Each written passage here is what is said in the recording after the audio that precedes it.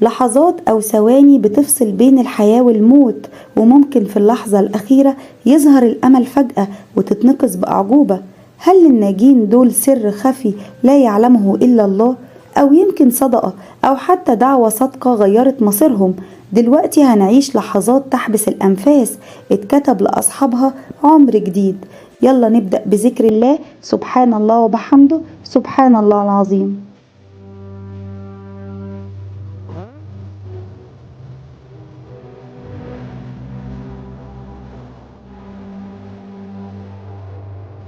هل أتى؟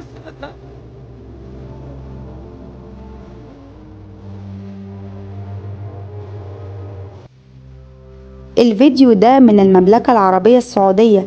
كانت صلاة عائلية جماعة للمصلين، واتقطعت الصلاة الهادية دي في لحظة مرعبة. ربنا نجاهم بأعجوبة. انحرفت سيارة عن مسارها وخرجت عن السيطرة، ولحسن الحظ لاحظ واحد منهم السيارة المجنونة دي وحذرهم بسرعة، والحمد لله كلهم اتنجوا، لأن السيارة المسرعة اصطدمت بسيارة تانية كانت واقفة، ووقفت قبل ما تصطدم بيهم وخبطت في الشجرة وراهم. كانوا كلهم في حالة صدمة طبعا. سبحان الله، ربنا نجاهم لأنهم كانوا بيصلوا. حتى لو ماتوا كانت هتبقى هي دي حسن الخاتمة. المقطع ده اتسجل في قرية صغيرة في رومانيا على مزلقان السكة الحديد. للأسف الحواجز اتقفلت والناس متجاهلة الخطر، القطر خلاص جاي ولسه بيعدوا، وده راجل عجوز بيعدي وفاكر ان لسه القطار بعيد، لكن القطار كان خلاص وصل، وكانت حياة العجوز دي هتنتهي في لحظة. ربنا نجاه بأعجوبة. سبحان الله.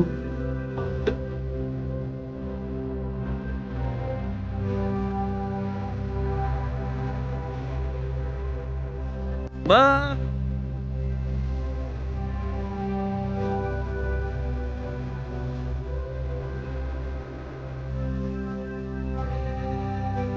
الكاميرات سجلت اللحظة دي اللي كانت ممكن تتحول لمأساة حقيقية لكلب أليف في مصعد أحد المباني. الراجل ده صاحب الكلب واضح إنه ما كانش مركز، دخل الكلب بتاعه المصعد واتأخر عليه والمصعد طلع، لكن لحسن الحظ طوق الكلب ما كانش قوي، والحمد لله الكلب اتنقذ وما حصلهوش حاجة.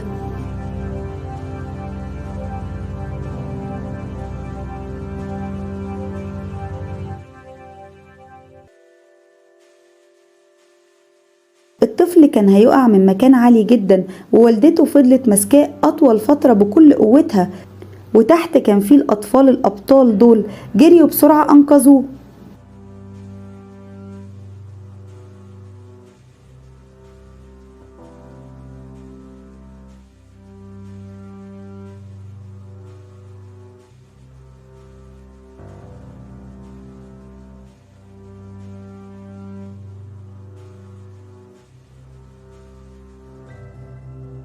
الصورة دي مؤثرة، وهي صورة عريس في فرحه. في جلسة التصوير نط بسرعة في المية وأنقذ الطفل ده من الغرق في آخر لحظة.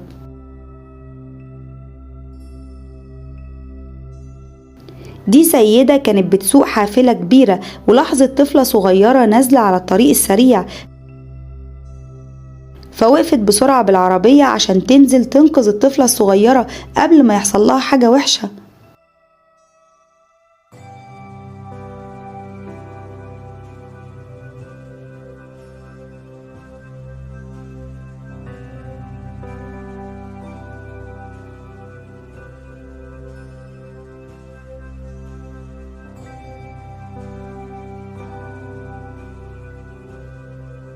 السيدة دي كانت ردة فعلها سريعة وأنقذت حياة الشاب ده في آخر لحظة، لما قرر هو فجأة إنه ينزل من العربية، وكان أول ما الباب يتفتح جاي عربية تانية من الطريق التاني.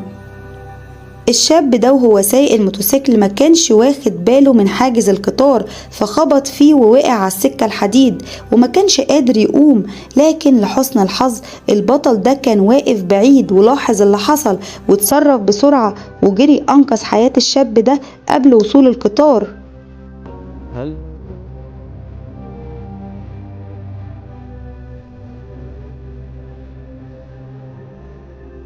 هل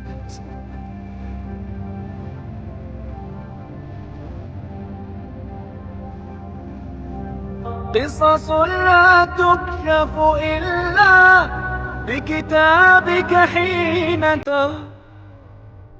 ما